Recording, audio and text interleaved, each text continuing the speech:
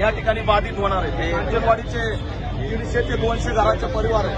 पलीकडे चंपा चौक 350 घरं, चंपा चौक ते जालना 900 घरं, म्हणजे जवळपास शहरामध्ये 10,000 घरं बेघर केलेत आणि त्यांना तात्पुरता निवारा सुद्धा देण्यात आलेला आहे।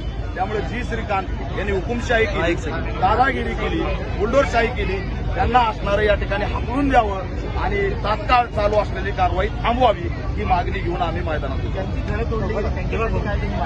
नाही घरं तोडलेत, त्यांना तात्काळ घरं मिळाले पाहिजेत आणि त्यांच्या व्हॅल्युएशन प्रमाणे पैसा मिळाला पाहिजे। जो नियम समृद्धी महामार्गासाठी लावलाय तोच नियम या गरिबांच्या घरासाठी लावला पाहिजे। यांच्या घराची व्हॅल्युएशन जर बघितली 50 लाख 1 कोटीची आणि तुम्ही देता आम्हाला पीएम आवाज 2.5 लाखाचं घर, ही थट्टा आहे। आणि श्रीमंतांना वाचवलंय, भांडवलदारांना वाचवलंय। बाबा ते कॅमेरीज कारवाई सोडून तुम्ही डायरेक्ट असणार इकडं कांचनवाडीकडे काल गेले, वडेगावला कशाला गेले, ही तर कारवाई पूर्ण करा। याचा अर्थ मध्ये भांडवलदारांची दुकानं येत आहेत, व्यवसाय येत आहेत। टाटा बिर्ला अंबानी आमचं आडनाव नाही म्हणून तुम्ही घरं पाडणार। ज्यांना बेघर केलंय त्यांना घरं मिळाले पाहिजेत आणि या जी कारवाई झाली ती बेकायदेशीर आहे। मी तर हे सांगतो की जी श्रीकांतला अटक झाली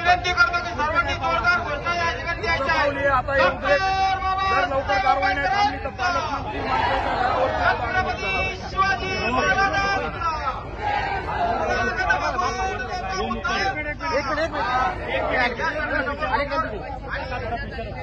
हा महिनाभरापासून आयुक्त जी श्रीकांत यांच्या दादागिरीच्या विरोधात सर्वसामान्यांचा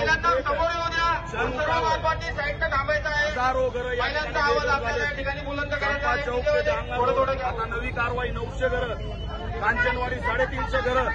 तुम्ही बाबा आणि कॅम्ब्रिजची कारवाई सोडून मधीच सगळी कारवाई सोडून पडेगाव, हरसूळ, कांचनवाडी तिकडे कसं काय गेलात?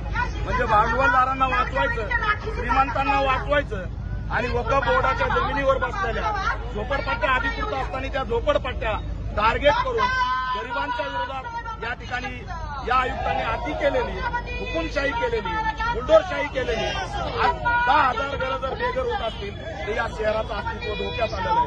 या छत्रपती संभाजीनगर औरंगाबादचं अस्तित्व वाचवण्यासाठी हा आजचा या ठिकाणी मोर्चा आहे। तात्काळ हटवावं, त्याच्यावरती कारवाई करावी, सचिन वावरेवरती कारवाई करावी आणि बेघर झालेल्यांना त्यांचा मोबदला द्यावा।